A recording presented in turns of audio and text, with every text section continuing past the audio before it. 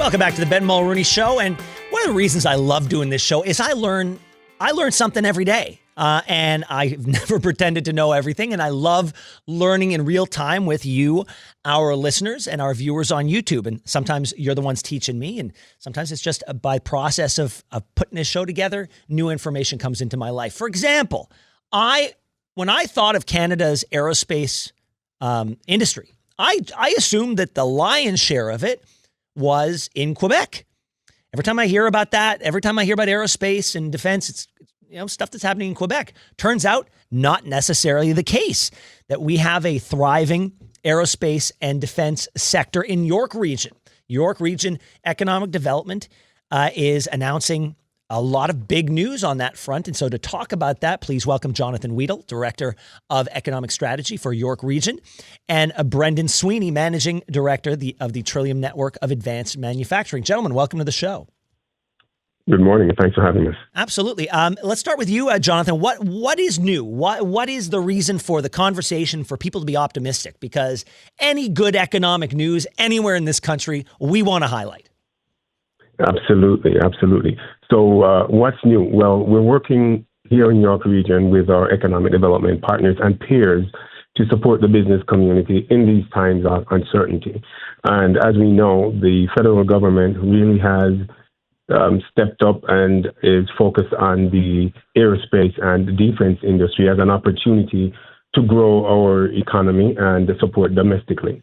So with us understanding that this was on the horizon, we decided to take a little bit of a deeper look into what some of our manufacturers look like relative to the aerospace and defense. And, we're doing that to try to create a roadmap and support businesses going forward so they can take advantage of these opportunities. So really exciting.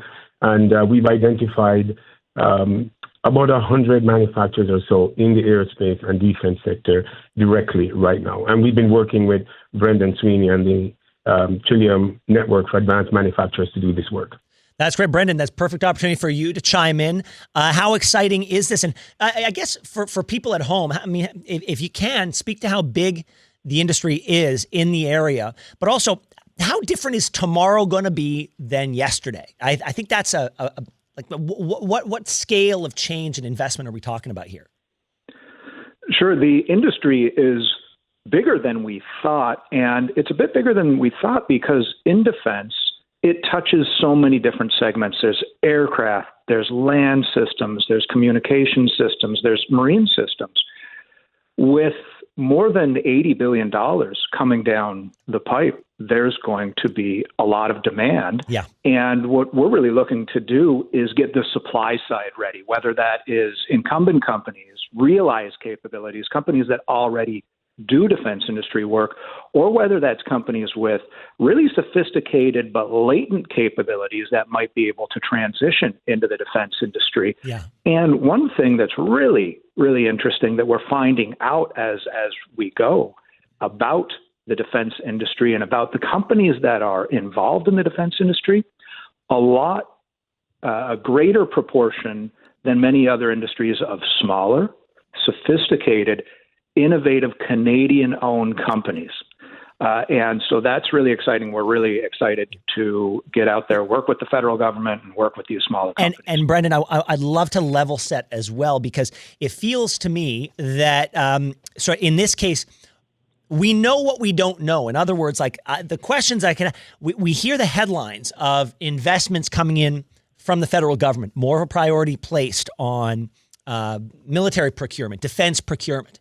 But do we know at this point what that's going to look like, what those investments are going to look like? For example, we hear about these billions upon billions of dollars hitting our 2% of GDP on military spending, but we don't know necessarily whether we're going to be building that ourselves, whether we're going to be buying it from abroad, whether we're going to be part of the supply chain in any way. Are you getting any clarity on what the federal government wants, what our Canadian military needs, and where your region fits into those questions and answers? I think we're preaching patience for the time being. This is such a big initiative that we want to get the details right. And what we're aiming to do is to have the information at ready so we can say, if this is what we're going to spend the money on, here's where our supply base, our capabilities align with that.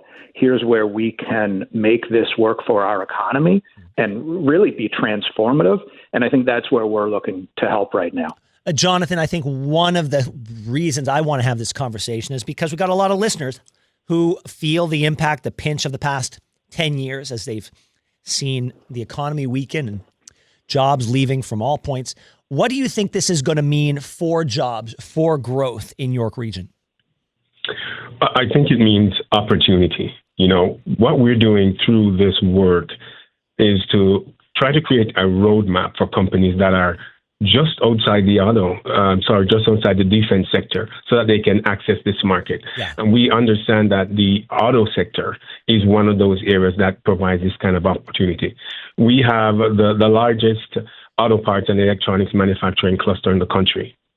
And this provides a pretty significant source of companies that could potentially move into that space and grow based on what the federal government is looking to do. As Brendan mentioned, over $80 billion is in the pipeline. Yeah. We don't have all the details yet, but it spells opportunity. And it feels like we're at a pivot point but a lot of us are still holding our breath. What's going to happen to the automotive industry? And there's this push and this pull. There's this desire to keep the auto manufacturing jobs that we have, but a recognition that if Donald Trump gets his way, they'll all go the way of the dodo bird. They'll move south, and then we're going to have these, a hollowed out industry, but an opportunity to pivot that into, say, military manufacturing. So I guess we have to be prepared for everything, don't we, Jonathan?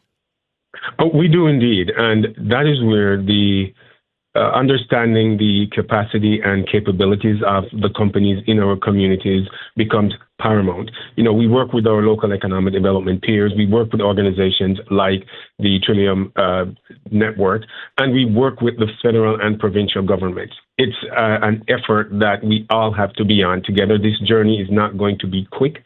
It will require us to be very, very resilient and, work together in a meaningful way to support the business community.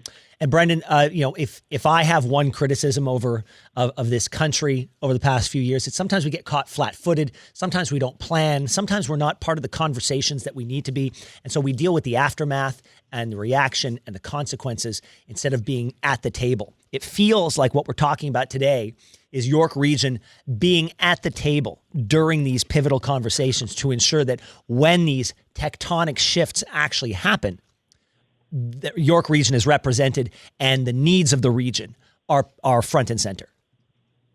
100%. And this is why we're doing this work in advance, right? So we have the ability to lay out the capabilities, the ability to tell prospective clients, to tell the government, these are the Canadian companies that you could be working with, that you should be working with, and that can help us with this, and that can, help with economic growth and with building out our defense capabilities in the next few years. Well, this is all good news. I thank you both. And just promise me that when the rubber meets the road and these decisions get made, you guys will come back and lay it out as to why this is good news and what it's going to mean for York Region. Thank you both very much, Jonathan Wheatle and Brendan Sweeney. Really, really appreciate you taking the time to speak with us. Thank you so much.